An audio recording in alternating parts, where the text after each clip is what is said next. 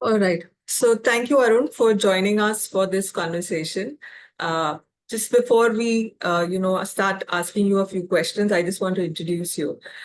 So for all of us who are watching this video, Arun Joshi is a very known name in the ISABS fraternity in the OD and HR space. There has been a recent book where his story, his journey of an HR professional was captured.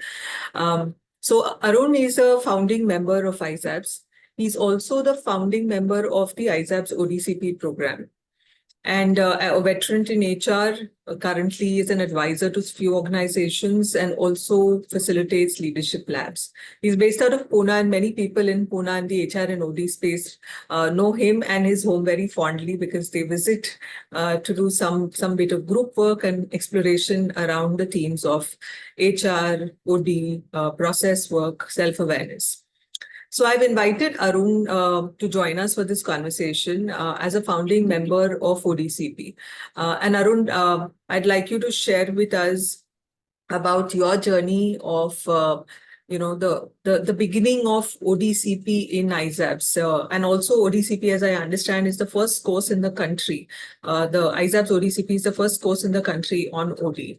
So just want to hear your thoughts on that. Okay. OD for me started with a lab, and it was a lab conducted by IIM Ahmedabad in a training for trainers program. And it was a 10-day lab, and I came out of it completely zonked, if you like, in a sense that 12 strangers in a lab working together for 10 days, we were shouting at each other, quarreling with each other. But around the seventh day or so, things automatically, quite magically began to change. At the end of 10 days, we were a very strong, solid group. And I mentioned this to my facilitator, Tarun Sheth, at that time. And he said, this is the effect of a lab which has gone well. And one of the good things that happens is that if people begin to explore themselves openly, then the level of trust in in the place increases. And with that, there are people who are able to then talk out of their problems and begin to look at others much more favorably, which to me was a hell of a surprise and a very nice surprise. When I came back to my organization in Bombay, I saw exactly the same things that were happening on the first 6 days at Agra. Departments were quarreling with departments, sales were making life miserable for production, production was doing all sorts of things to sales, planning was in a hell of a mess, nobody listened to anybody, and the organization was going down the drain. And we were a very successful organization, very well-known organization. So this came as a surprise to me because we were still successful. But it could have been much better if we were different, is the view that I took. I had the good fortune of having a boss called Ishwar Dayal. He was the head of HR, where I was working. So I talked to him on one of our meetings, and he said, there is a whole new application of these T groups, and it's called development of organizations, and this is something that is very interesting.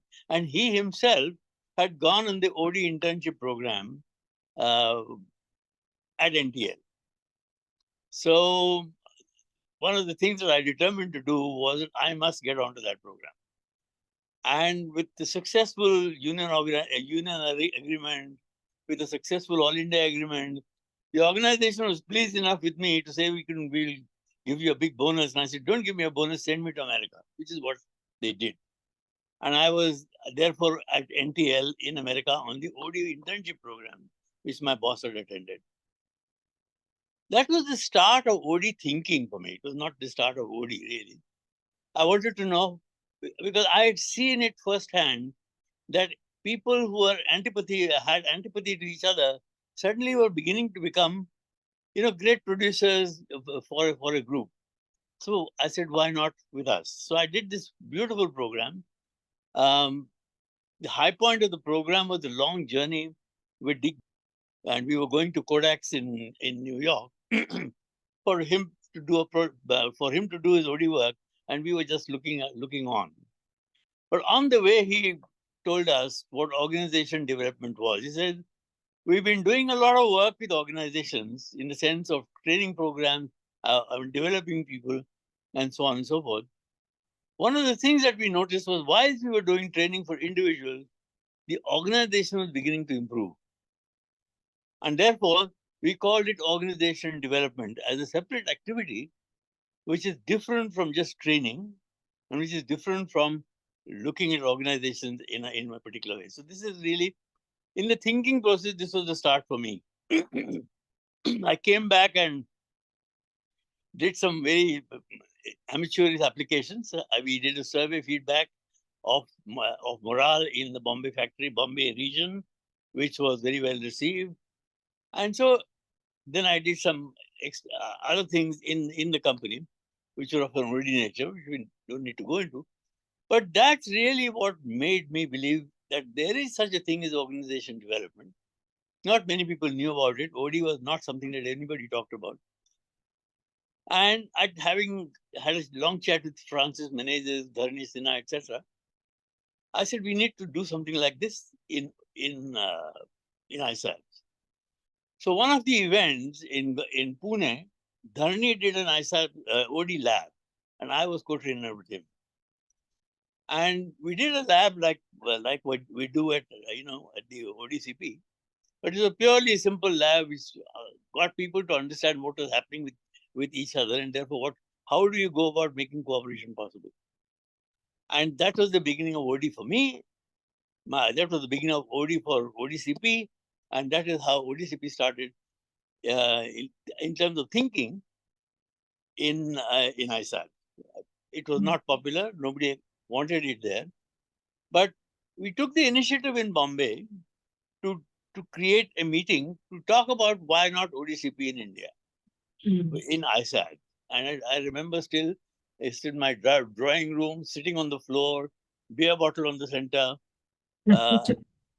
me, Sushma, Vasu, 2 or 3 others. And we said, why not? So we sat there 2 days, create a curriculum, and said, okay, let's go. And that's how ODCP was born. It's very interesting, and I remember that very clearly in my head exactly where we were sitting and what we were doing and so on and so forth. Yeah. So that was the beginning of OD for me and for ODCP in India, for us in India. It was then decided Vasu would handle it, Vasu would take it from there. And we had, I participated in the earlier program. Then he used to travel, he used to take the program to various places.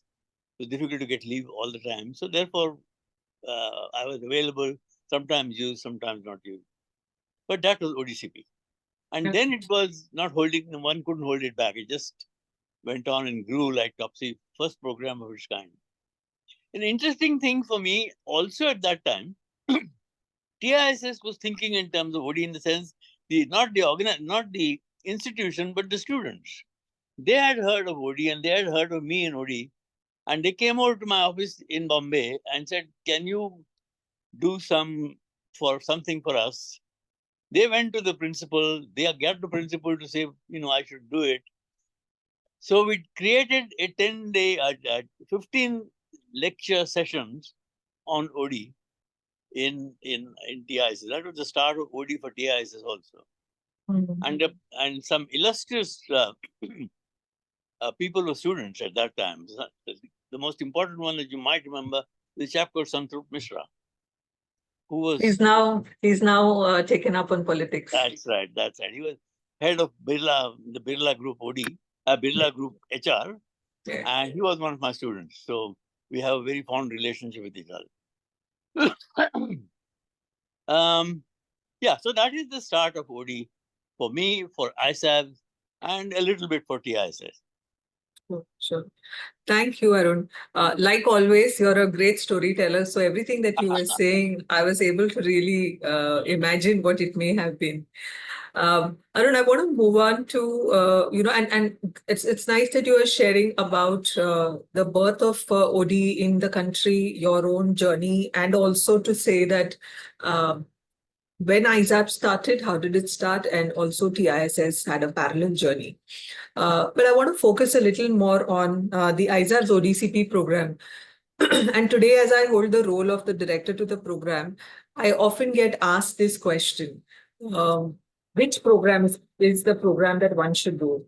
And it's not a space that I'd like to put myself into. But I'm also an alumni to the program. And a lot of my sharing comes from my experience of being an alumni to the program and what it did to me as a person and a professional. And I'd like to hear from you. Why would you recommend an ISABS ODCP program to people? Uh, I don't know how the TISS program has developed, frankly. The only advantage that TISS has, to my knowledge, is that it is a recognized official program of a university, recognized university like TISS. So therefore, it has that much of an appeal as against us. And so therefore, the only thing that we can do in ODCP is to make ourselves famous by a little more, projection. But the issue for me is that no other program, to my knowledge, comes anywhere close to our way of doing things in terms of the way that we deal with human processes. OD is largely a human process situation. I mean, things happen. It's because human beings work with human beings and make things either happen or not happen. And my experience in OD has been that if you listen to a situation developing in any organization, at the bottom of it all, people are feeling, thinking, emoting, and therefore things are happening or not happening. And if one can get in tune to those processes, then I think OD becomes that much more enjoyable.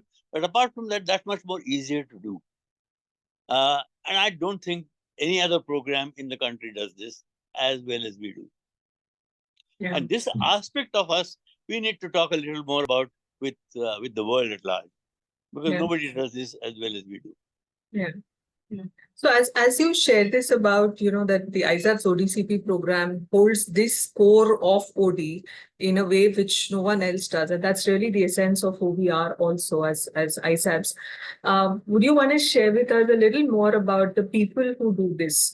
And a lot of us, some of us have been mentees to you.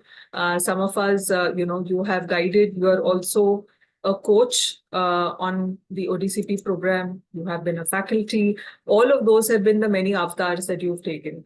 What could you say about the faculty that teaches this program? See, most of our faculty will come out of ISAB. I think we should also experiment with faculty from outside ISAB to give a point of view which may be a little alien to what we were doing.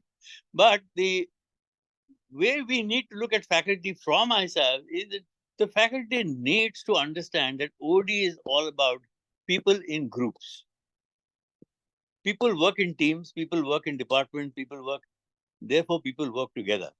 And therefore people working with people together is really the function of OD, ISABs and OD.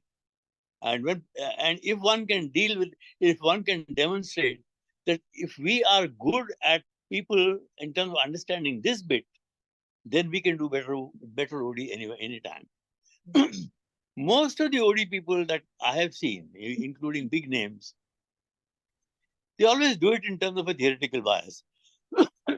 They say, okay, survey feedback needs to be done, followed by intervention of this style to this.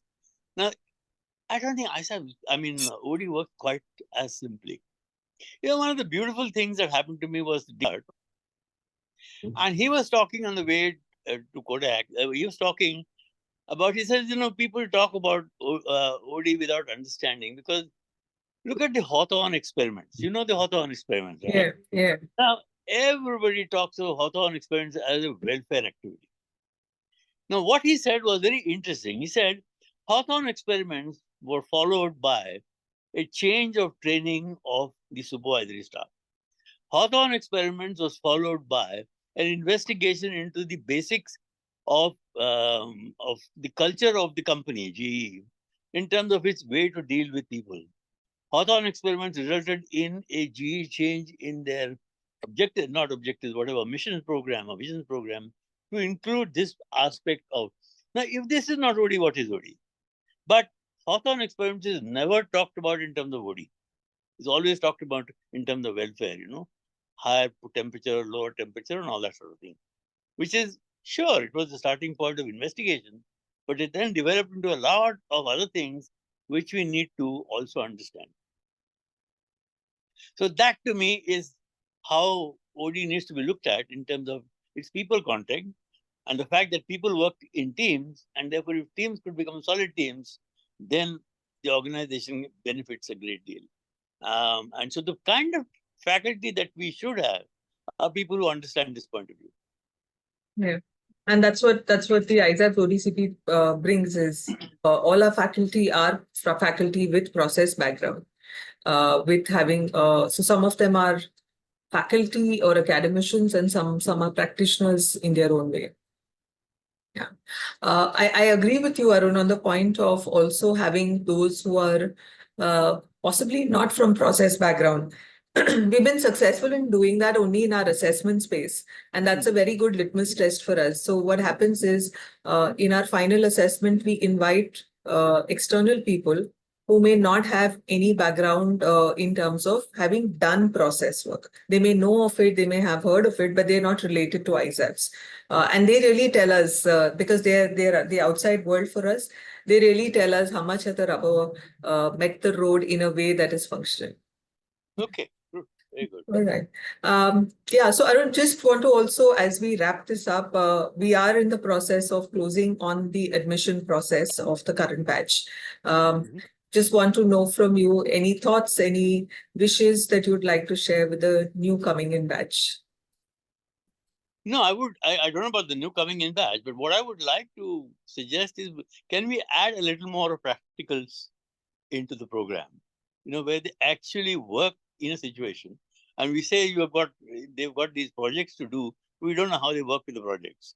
So something that is, when I went to the Conskills lab next time, the organization had got the Smithsonian to have to look at a problem which was working, and they sent us as consultants to that project, and we came up with whatever solutions, which then they discussed with our superiors to see whether it was right or wrong. Yeah. Now, that kind of thing was a beautiful experience to me. Yeah. When we did the ISABS ODCP, NTL PSOD program, ODCP PSOD, we had also a consulting activity with, under supervision of a professor, with a wood cutting factory. Okay. And we went to the factory to see how it was working and what were the problems, etc., etc. And then we made our report to our faculty, saying, and then they asked us questions: did you see this? Did you see this? And so on. So very learning experience. Okay. I don't know. This is whether it makes sense to you or not. So actually, Arun, you're saying that it's interesting in the current batch, which is going, not the new batch, but the batch which is going through one of the academic modules, 17 of them are going to a real client system. Oh, lovely.